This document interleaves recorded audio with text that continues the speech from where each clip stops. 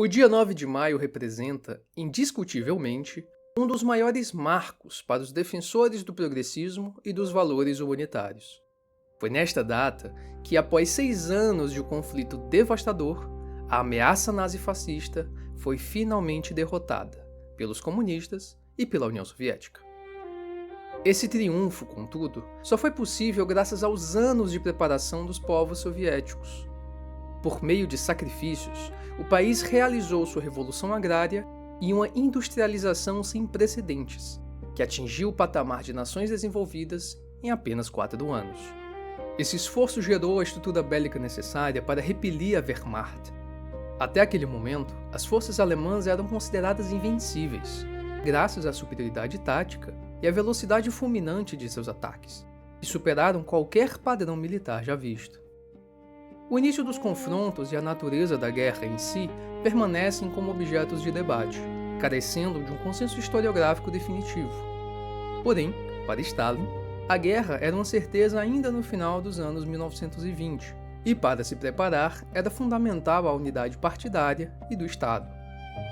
Durante o 18º Congresso do Partido Comunista da União Soviética, em março de 1939, Stalin constatou o surgimento de uma nova guerra imperialista na Europa e na Ásia, que ameaçava transformar-se em um conflito mundial. Na ocasião, ele apontou os marcos principais de sua expansão. 1935 – Agressão da Itália contra a Abissínia.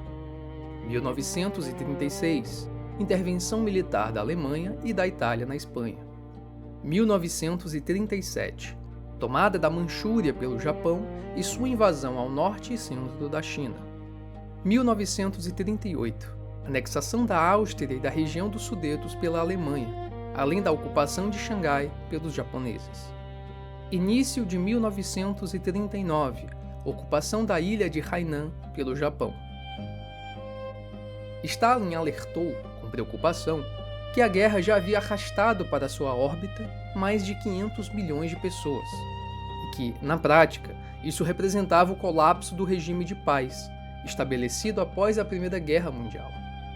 Dessa forma, a invasão da Polônia pela Alemanha, ocorrida após a traição de Munique e a assinatura inevitável e amarga do Pacto de Não Agressão, pode ser interpretada como um marco didático, antecedido por ações e transgressões imperialistas constantes.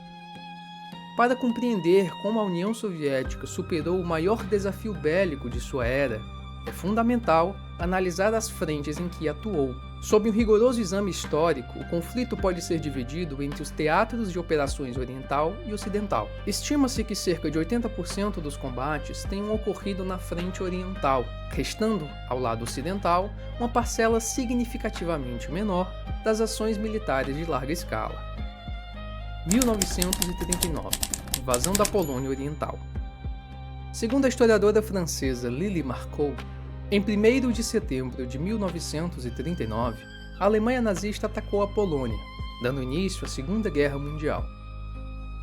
Em 17 de setembro, por sua vez, as tropas soviéticas atravessaram a fronteira entre a URSS e a Polônia, avançando aproximadamente até a linha Curzon, fronteira russo-polonesa reconhecida em 1918.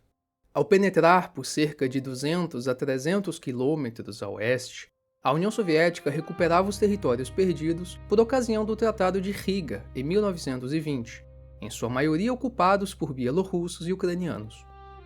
Esta operação tinha um caráter preventivo por parte dos soviéticos. Por outro lado, Paulo Vincentini justifica a ação como uma necessidade vital para afastar a fronteira e ganhar tempo defensivo, face ao inevitável ataque alemão, além de recuperar territórios da Bielorrússia e Ucrânia ocidentais que haviam sido tomados pela Polônia em 1920, através da linha Curzon.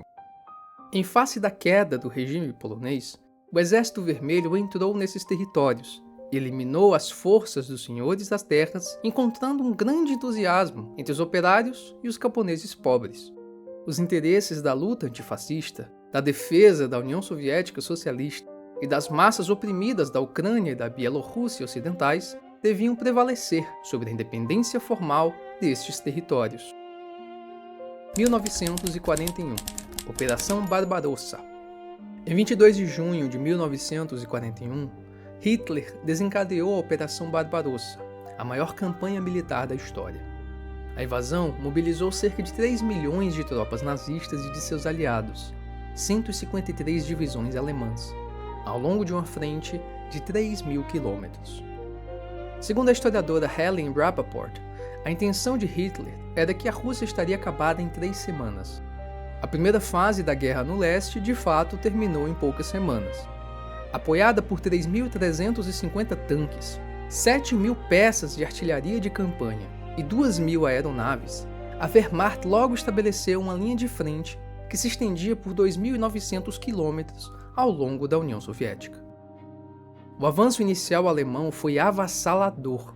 No norte, Leningrado foi cercada, dando início a um cerco dramático de 900 dias, em que quase 1/3 de sua população pereceu de fome e de doenças. Ainda segundo Helen Rappaport, os planos alemães para a cidade eram implacáveis. Uma diretiva secreta de 22 de setembro de 1941 deixou claro que, abre aspas, o Führer decidiu varrer a cidade de São Petersburgo da face da terra, fecha aspas. Mas a ameaça a Leningrado desencadeou uma campanha de propaganda imediata e inflamada dentro da cidade. Orquestrada pelo líder do Partido Comunista de Leningrado, Andrei Zhdanov, a campanha galvanizou os habitantes em uma determinação feroz de salvar a cidade que primeiro fez a revolução. O avanço chegou aos subúrbios de Moscou, a poucos quilômetros do Kremlin. Mas o esforço soviético endureceu e no inverno de 1941, o Exército Vermelho lançou uma contraofensiva que repeliu os alemães e desfez o mito da invencibilidade da Blitzkrieg nazista. Mesmo Dmitry Volkagunov, conhecido por defender a escola do totalitarismo, foi obrigado a reconhecer a resistência de Moscou. Stalin logo determinou a Zhukov que preparasse a contraofensiva, e quando os alemães chegassem aos subúrbios de Moscou, caindo de exaustos, a ordem foi dada, e desta vez, a vitória chegou. Os nazistas experimentaram a primeira derrota importante na Segunda Guerra Mundial. Pareceu que chegara ao ponto de inflexão. Foi possível, então, restaurar a fé do povo na possibilidade de vitória, e acabar com o clima fatalista de fracasso ante o mito da invencibilidade alemã. Stalin revelou-se um bom psicólogo. Sabia que não deveria deixar Moscou, que o Informbüro não deveria publicar boletins denotando pânico, e que os jornais deveriam difundir os atos de bravura e os sucessos das Forças Armadas. 1942 a 1943 – Batalha de Stalingrado. O ano de 1942 trouxe uma nova ofensiva alemã rumo ao sul, visando os campos de petróleo do Cáucaso e a estratégica cidade de Stalingrado. Segundo Vicentini, em Stalingrado travou-se durante o inverno de 42 e 43 a maior batalha da guerra, envolvendo 1.700.000 soldados, uma luta que resultou na completa derrota dos alemães com o cerco e a redição de seu 6º exército. A batalha travada nas ruínas da cidade foi de uma ferocidade ímpar, resultando em combate quarteirão por quarteirão. Em questão de poucos dias, de 19 a 23 de novembro de 42, o impossível, o impensável e o inimaginável aconteceu na frente oriental. O formidável 6º Exército alemão, comandado pelo general Friedrich von Paulus, foi encurralado no gigantesco cerco soviético a oeste de Stalingrado. 2 poderosas investidas blindadas soviéticas, partindo de Kletskaya, ao norte da cidade, e do sino de Biketovka, ao sul, repeliram as frágeis divisões romenas, que protegiam os flancos alemães, e correram para se encontrar perto de Sovietsk, a cerca de 20 km a sudeste de Kalar, em 22 de novembro. O choque da contraofensiva soviética pareceu atordoar o Führer, que demonstrou grande nervosismo e cujo quartel-general não forneceu liderança ou instruções firmes. Na melhor das hipóteses, havia apenas confusão e contradição, com o coronel-general von Weizsäcker, comandante em chefe do grupo de exércitos B, primeiro recebendo permissão para agir de forma independente e depois tendo-a revogada quase imediatamente. 1943 – Batalha de Kursk. Tentando recuperar a iniciativa, os alemães lançaram uma imensa ofensiva no verão de 1943 contra o saliente de Kursk, Operação Cidadela. O embate culminou na maior batalha de tanques da história, colocando frente a frente a elite blindada da Wehrmacht contra as vastas defesas em profundidade dos soviéticos. Apenas na fase de Provorovka, centenas de tanques foram destruídos a queima-roupa. A derrota alemã em Kursk confrontou o Terceiro Reich com um desastre absoluto. A lenda das ofensivas de verão alemãs foi destruída, e a União Soviética consolidou a iniciativa estratégica pelo resto da guerra. Segundo Helen Rappaport, durante o confronto decisivo em Provorovka, no dia 12 de julho, as forças de Zhukov, contando com 850 tanques, majoritariamente do modelo T-34, superaram cerca de 600 máquinas alemãs. Grande parte do combate ocorreu a queima-roupa, em uma área de apenas 5 por 6 quilômetros. Cerca de 700 tanques foram destruídos, e as baixas de ambos os lados foram pesadíssimas. Kursk marcou a aniquilação final da elite da Wehrmacht, que passaria a operar em caráter defensivo contra as forças russas pelo restante da guerra.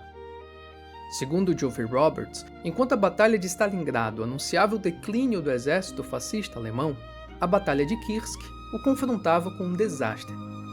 Finalmente, este ano marcou uma virada porque a bem-sucedida ofensiva do Exército Vermelho agravou radicalmente a situação política, econômica e militar da Alemanha fascista e a confrontou com uma crise profunda. 1944 – Operação Bagration.